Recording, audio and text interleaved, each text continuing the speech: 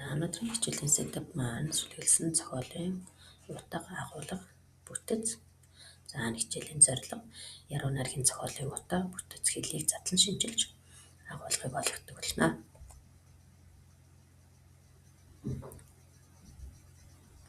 Яруу найргийн зохиолын онцлог нь сэтгэлийн хүчтэй илэрхийлэл буюу үг бүхэн зохиогчийн хувийн мэдрэмж сэтгэлийн дотоод ертөнцийг тод томрон илэрхийлж байдаг. Мөн цөөн үгээр гүн гүнзгий утгыг илэрхийлдэг. Химнэл, толгой холбол, давааны давталт зэрэг хэлний хөгжмөлөг элементүүдийг ашигласан байдаг. Мөн зүйрлэл, адилтгал, бэлэгдэл, хүншүүлтгэл зэрэг уран төрслөлийн хэрэгслүүд өргөн хэрэгэлсэн ийм онцлогтой байдаг. Эрдэмтэн судлаач Нандин Билгийн их зохиолыг задлан шинжлэх арга зүй номд бол яруу найргийн төрөл зүйлийг 4 ангилаар авч үзсэн байдаг юм байна. Үүнүүд туйлсын яруу найраг, уянган яруу найраг, сургаалын яруу найраг, жүжигийн яруу найраг гэсэн төрлүүд багтана. Туйлсын яруу найраг бол үгийн урлагийн туйлсын төрөлтэй холбоотой бөгөөд нэгэн үндэстэн болон хот улсыг үндэслэгч алдар сууд баатрын хувь заяаг алдаршуулдаг ийм төрөл зүйл ахна. Харин уянган яруу найраг бол лир хөгжмийн аялалгуунд дуулан уянгалах яруу найргаас гаралтай бөгөөд өргөн утгаараа хувь бодголын болон хам олны сэтгэлийн хөдөлгөөнийг илтгэдэг ийм онцлогтой яруу найраг.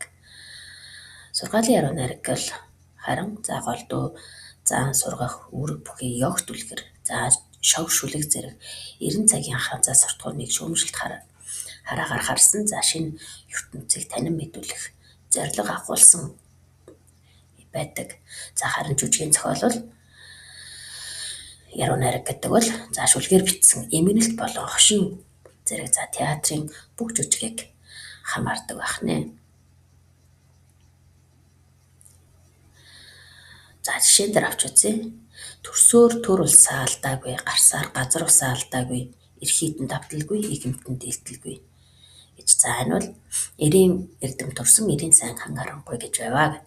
Энэ бол туйлсын яруу найраг байна. Бид 8 дугаар ангидаа эрийн сайн хан харанхуйг үздэг.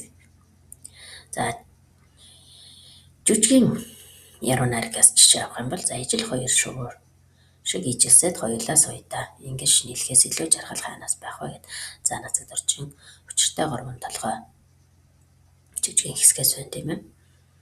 Сургаалын яруу найраг бол өөртөө магад ирэх үйл явдлыг үйлдээгүй цагаасаа бодож мэдвэл мэргэн буй. Үйлдэн дууссан хойно дэмий болох нь үцтэл тэнэх хүний зан гэж мэддэг. Энэ бол заан сургамжилсан ийм сургаалын яруу найраг байна.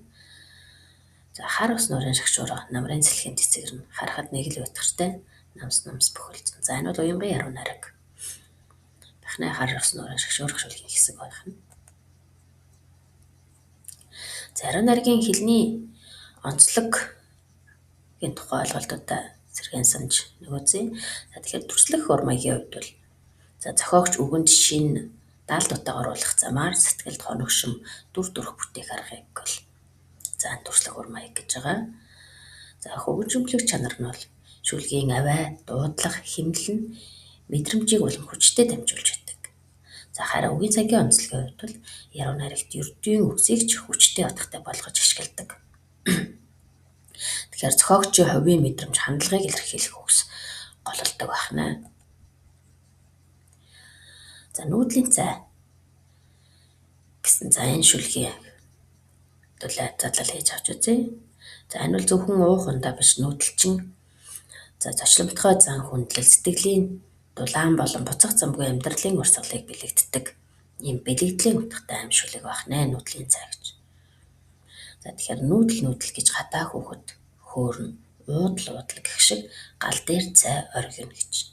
Тэгэхээр уран төрслийн хувьд бол тэр уудал гэх шиг гал дээр цай оргино гэж тийм ээ. Тэгэхээр энэ дээр бол хүншүүллийн арга авч байна. Цайг бол уудал гэж ярьж байна гэдгээр төрсөлсөн нь бол үйл явдалд амь оруулсан дотн уур амьсгалыг бий болгож байгаа ийм төрслөл байна. Өнгөрөөд явчих вэ гэж ээж гэртээ сандарна. Үрэм зөөхөд хөрцөглөж хийц амтыг нь болгоно. Өглөөхөн чансан цай домбоныг үзүүгээр халуунч өндөр хангаа зорьсон нүүдлийнхэн шинээр хэзлэв. Дайн дарсан баатар угтах гэж байгаа юм шиг дайраад л гарах нүүдлийг ээж минь хамтан гуйнам гэж.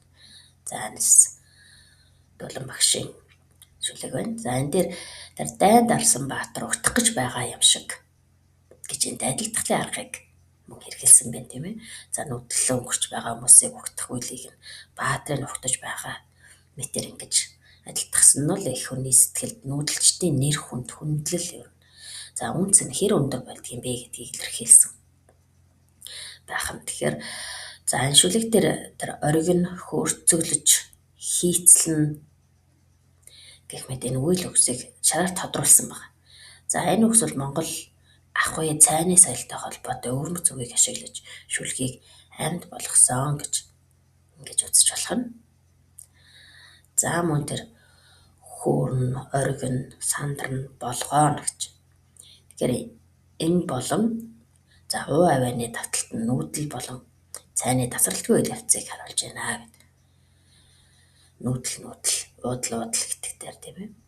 За мөн за тэр хөөрн, оргин, сандран, болгоон гэсэн үгс бол за төгсгөлээ ижилсэх авиа буюу за сүүл холбоо шүлгийн мөрийг уялдаа холбоотой тогтвортой хэмнэлтэд болгож за уншихад уянгалаг болгож өгсөн байх нэ. За тэгэхээр Нагийн 4 зэрэг байна тийм ээ.